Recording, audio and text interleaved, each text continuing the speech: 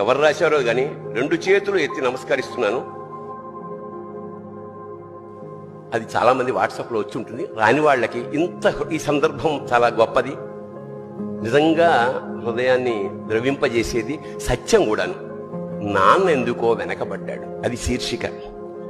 అమ్మ 9 నెలలు మోస్తే నాన్న 25 ఏళ్ళు. రెండూ సమానమే అయినా నాన్న ఎందుకో వెనకబడ్డాడు.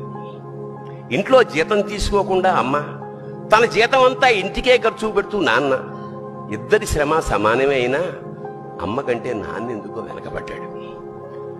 ఏది కావాలి అంటే అది వడ్డీ పెడుతూ అమ్మ, ఏది కావాలంటే అది కొని పెడుతూ నాన్న. ఇద్దరి ప్రేమ సమానమే అయినా అమ్మకొచ్చిన పేరు ముందు నాన్న ఎందుకో బాగా వెనకబడ్డాడు.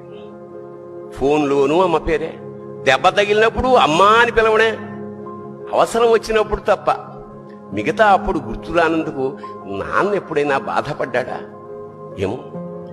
ఇద్దరూ సమానమే అయినా పిల్లల ప్రేమను పొందడంలో తరతరాలుగా నాన్న ఎందుకో వెనకబడ్డాడు. అమ్మకి మాకు బీరువా నిండా రంగురంగుల చీరలు బట్టలు, నాన్న బట్టలకు దండెం కూడా నిండదు. తనని తాను పట్టించుకోవడం రాని నాన్న